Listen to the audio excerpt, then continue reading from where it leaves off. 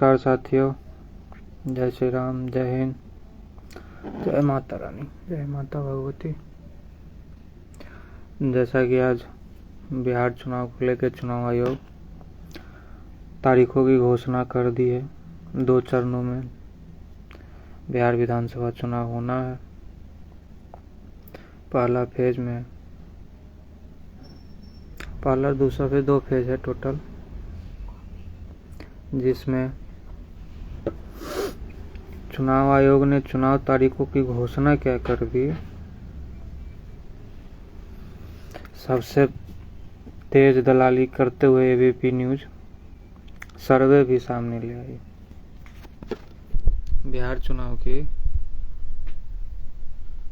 जब चुनाव होने में समय है, नॉमिनेशन में भी समय है, वोटिंग में भी समय है, लेकिन सबसे पहले एबीपी न्यूज सर्वे भी दे दी बिहार चुनाव की।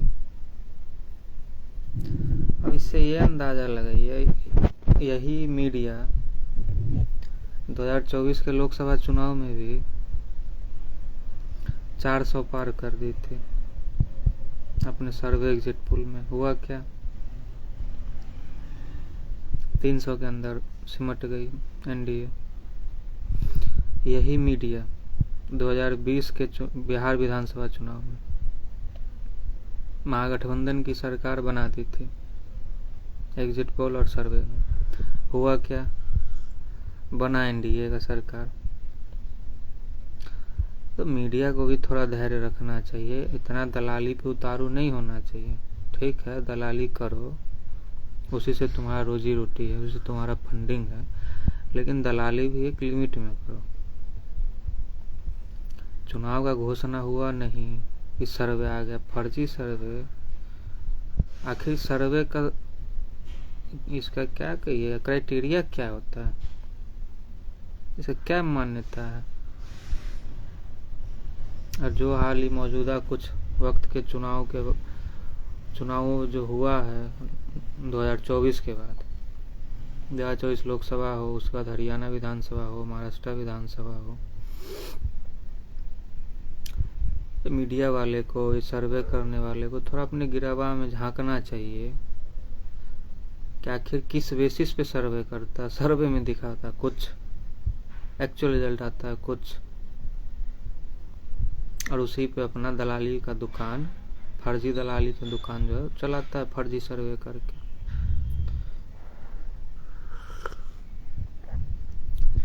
तो ऐसे मीडिया संस्थानों को थोड़ा बचना चाहिए। इतना दलाली, इतना उत्तेजित होकर दलाली करने के लिए नहीं जरूरी है। सीखना चाहिए अपने पिछले गलतियों से, इतना उत्तेजित न हो कि आज डेट ही अनाउंस हुआ है और दलाली शुरू भी हो गया।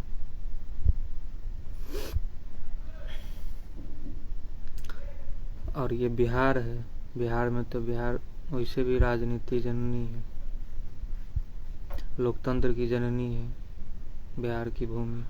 और बिहार में वैसे भी एक कहावत है, यहाँ पल पल राजनीति बदलता है। जिस राज्य की राजनीति पल पल में बदल जाती है, आज राजनीतिक माहौल कुछ और है, कल कुछ और होगा। ऐसे में थोड़ा बचना चाहिए। इसीलिए जब ऐसे मीडिया संस्थान अपने पत्रकारों को ग्राउंड रिपोर्टिंग पे भेजती है, विरोध का सामना इसीलिए करना पड़ता है क्योंकि दलाली की चरम सीमा पार कर चुके हैं दलाल पत्रकार। थोड़ा बचना चाहिए, थोड़ा। ठीक है, दुकान चलाने के लिए, टीआरपी के लिए कुछ भी बकते रहते हो, ऐसा भी नहीं, इतना भी नहीं बको जो सही ना हो। जिस तरह का जो अभी चल रहा है रंग रूप, पूरा डींग हाँकने का, सभी मीडिया चैनलों का यही काम रह गया है। भाई इतना ही था, चुनाव से पहले सर्वे दिखाता, एक तरह का हुआ माइंड वॉश। दिमाग से खेलना, इसको बोलते हैं दिमाग से खेलना।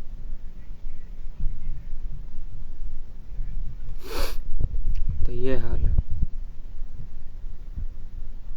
कि अभी से ही दिखा रहा है एनडीए 150-160 सीट जीत रही है, जिसका अभी कोई ठीक नहीं है कि जीतेगी कि नहीं जीतेगी। लेकिन हाँ, माइंड गेम शुरू कर दिया मीडिया भाजपा के लिए। लेकिन माइंड गेम शायद भूल गई है कि बिहार है, बिहार अच्छा फेल हो जाता है।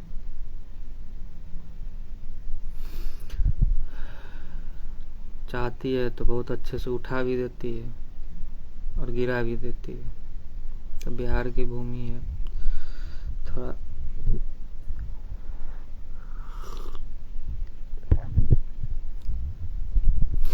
इसलिए थोड़ा लिमिट में रह के रिपोर्टिंग करना चाहिए, नहीं तो ग्राउंड रिपोर्टिंग करने के लिए जाना ही है। वहीं पे जब जनता खदेड़ना शुरू करती है, रिपोर्टिंग करना दूभर हो जाता है, फिर बोलेगी कि बिहार की जनता गाली देती है। भाई गाली खाने वाले काम करोगे तो गाली तो सुनोगे ही। कर्म रहेगा गाली खाने वाला तो फूल तो कोई बरसाएगा नहीं। इसलिए थोड़ा धैर्य के साथ रिपोर्टिंग करो और सच्चाई दिखाओ, ना कि मिर्च मसाला लगा के। और एक और खेल देखिए, इलेक्शन कमीशन पहले प्रेस रिलीज जारी कर दी थी कि 4 बजे में प्रेस कॉन्फ्रेंस से बिहार चुनाव से संबंधित जानकारी देगी चुनाव आयोग। इससे ठीक पहले जो मेट्रो पूरा बन के तैयार भी नहीं हुई है, पटना मेट्रो, उसका शुभारंभ भी कर दिए। राजगीर में क्रिकेट स्टेडियम है, जो कि बहुत अच्छा है। बिहार का जो स्थिति है उस वजह से बहुत अच्छा बन के तैयार हो ही रहा है, अभी हुआ नहीं है। लेकिन चुनाव है तो उसका भी उद्घाटन कर दिया गया, क्योंकि बन ही रहा है। बनने के बाद अभी आधा अधूरा बना है, फिर भी बहुत भव्य है, बन के तैयार हो गया और अच्छा रहेगा राजगीर रीजन के लिए, और एक इकोनॉमिकल बूस्ट मिल जाएगी। और मैच शुरू हो जाए स्टेडियम में तो और लाजवाब। तो इसलिए अब गवर्नमेंट भी एकदम लगी हुई थी कि डेट अनाउंस होने से पहले कितना ज़्यादा से ज़्यादा फ्री भी लुटा दे। और आज के डेट में चुनाव फ्री बीज के सिवा कुछ नहीं रह गया। बस यही है कि अपने जो भी टैक्स पेयर हैं वो समय समय पे टैक्स भरते रहिए, और कोई शिकायत नहीं कीजिएगा कि रोड खराब है, स्वास्थ्य व्यवस्था का खस्ता हाल है, शिक्षा व्यवस्था दिन पर दिन गिरते जा रही है। उस पर नहीं क्वेश्चन को उठाना किसी, बस अपना टैक्स भरते रहिए समय से। सरकार अपना फ्री बीज के लिए लगी हुई है। फ्री बीज जब तक बांटना है, भले ही कर्जा लेके फ्री बीज जो भी स्कीम है वो देना पड़े, भले ही किसी भी राज्य सरकार का जो खजाना हो तो खजाना खाली हो जाए, लेकिन फ्री बीज नहीं रुकना चाहिए। अब 5 किलो राशन तो मोदी जी दे ही रहे हैं मुफ्त में, उसी से तो बिहार तरक्की कर जाएगा। 5 किलो राशन मुफ्त मिल रहा है उसी से। जनता को भी थोड़ा ध्यान देना चाहिए। फ्री बीज आप ले रहे हैं, कोई भी राज्य सरकार अगर आपको फ्री बीज दे रही है तो डायरेक्टली नहीं तो इनडायरेक्टली तो आप ही से उछल रही है। ले फिर मान लीजिए 1 रुपया आपको फ्री में गवर्नमेंट प्रोवाइड कर रही है, तो 1 रुपया के बदले आपसे 10 रुपया उछल भी रही है, जो आपको पता नहीं चल रहा है।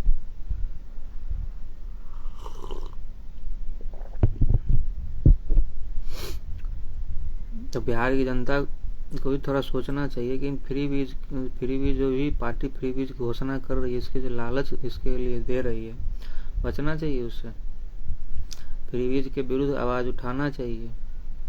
जब तक फ्री बीज देश में मुफ्तखोरी जो चरम सीमा पहुंच गई है, जब तक वो जारी रहेगी, जो मोदी जी बोलते हैं 2047 तक भारत विश्व गुरु बनेगा, 2047 का 3047 भी आ जाएगा, नहीं बन पाएगा।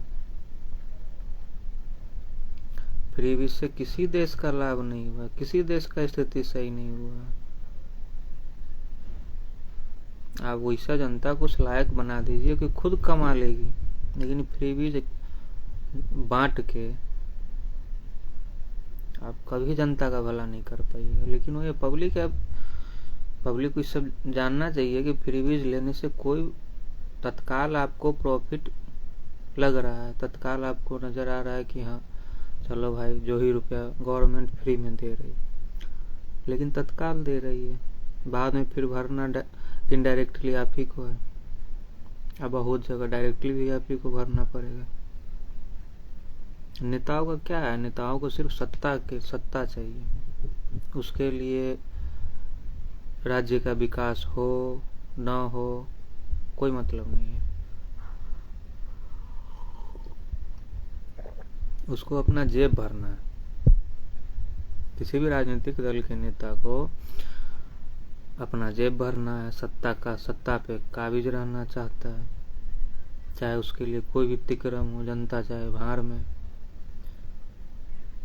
जैसे होता है ना कि अब पंचायती चुनाव भी अगले साल बिहार में होने वाले, जैसे होता है ना कि पंचायत का चुनाव हुआ, कोई मान लीजिए मुखिया का चुनाव लड़ रहा है, अब उससे आप ले लीजिएगा 5000 रुपया ले लीजिएगा वोट का, बाद में आप कहिएगा उसको काम कर देने के लिए, करेगा आपका काम मुफ्त में? फिर आप बोलिएगा कि काम नहीं कर रहा। तो जब आप खुद मुफ्तखोरी में घुसखोरी को आप खुद बढ़ावा दीजिएगा कि अब मुफ्त में हम जो भी कैंडिडेट जाए उसे 2000 टान लीजिए, जो भी कैंडिडेट वोट मांगने जाए 4000 टान लीजिए, तो जीतेगा तब का काम करेगा कि पहले वो अपना जो इन्वेस्ट किया है खर्चा के इलेक्शन में, पहले वो अपना रुपया पब्लिक के थ्रू से लेगा। और जो सही कैंडिडेट होता है उसको वोट मिलता नहीं है, उसको जनता वोट देगी नहीं। क्यों? क्योंकि वो पैसा नहीं दे पाएगा। इसमें तो जनता का भी गलत, ऐसा नहीं कि नेता ही गलत है, जनता भी सरासर गलत है।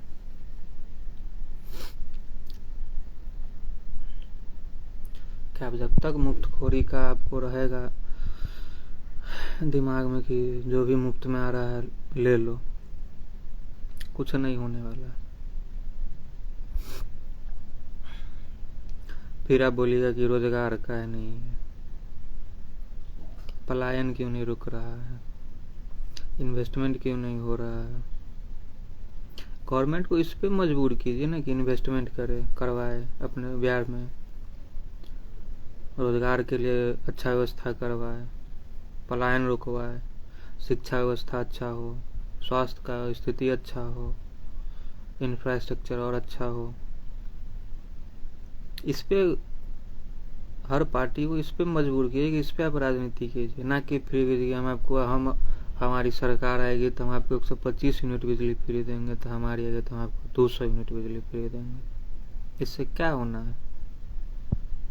जैसे नीतीश कुमार अनाउंस किया कि 125 यूनिट बिजली मुफ्त मिलेगी, जो भी लाइन अच्छा रहता था उससे पहले, उसके बाद ये घोषणा करने के बाद लाइन की स्थिति तो और बदतर हो गई, क्योंकि पता है मुफ्त में दिए हैं तो बिल तो आना नहीं है। लेकिन ये जरूरी नहीं है कि जो जिसका यूज नहीं है उसके लिए मुफ्त है, उसको लगे चलो भाई बिजली का यूज भी कर लेंगे, पैसा भी नहीं देना है। लेकिन ये नहीं जान रहा है कि इनडायरेक्टली आप ही को देना है, डायरेक्टली नहीं दीजिएगा ना, इनडायरेक्टली तो किसी न किसी रूप से आप ही से लिया जाएगा। तो कोई भी राजनीतिक दल ये मुफ्तखोरी का शगुफा छोड़ दे, जनता उस पे टूट पड़ती है, चलो भाई एकरे जितावल जाए। तो वैसे पार्टी वैसे नेता जब तक जिताइएगा, ऐसे ही धक्का खा के ट्रेन में जाइए, बाहर गाली सुनिए, कमाइए, मार खाइए, वही स्थिति आपका रहेगा। जब तक आप खुद नहीं सुधरने का प्रयास कीजिएगा तब तक आपको कोई सुधार भी नहीं सकता। पब्लिक जब तक खुद नहीं सुधरेगी, खुद नहीं जो ज़रूरत की चीज़ें हैं, जो ज़रूरी मुद्दा है, उस पर जब तक पब्लिक खुद नहीं राजनीतिक दलों को मजबूर करेगी आने उस मुद्दे पे आने से। राजनीतिक दलों को क्या ज़रूरी है आपके लिए? स्वास्थ्य व्यवस्था अच्छा करना, शिक्षा व्यवस्था अच्छा करना, इंफ्रास्ट्रक्चर और अच्छा हो, पलायन रुके, रोजगार बढ़े, क्या ज़रूरी है? तो वही है, आप लोग जब जनता ही नहीं ये सब चीज़ चाहेगी तब तक कहाँ संभव है।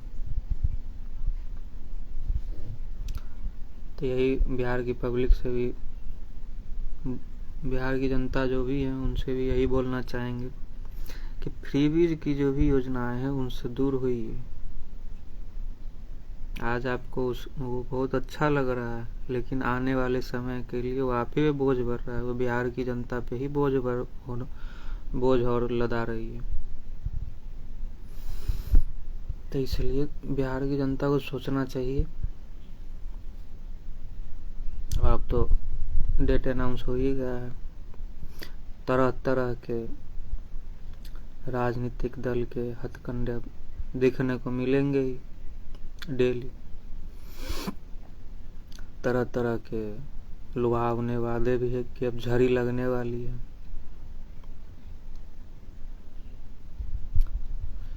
तो थोड़ा बेसिक जो जमीनी मुद्दा है उस पर राजनीतिक दलों को मजबूर कीजिए कि उस पर राजनीति करे, उस पर अपना ध्यान रखे कि हाँ इस पर राजनीति करके वोट ले, या इस पे काम करे।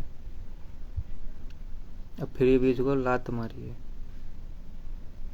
फ्री बीज को लात मारना शुरू कीजिए। नहीं तो आज अच्छा लग रहा है, कल पता चलेगा जब समय वैसा आएगी जब आपसे वसूलने का समय आएगा। जैसे एक कहावत है ना,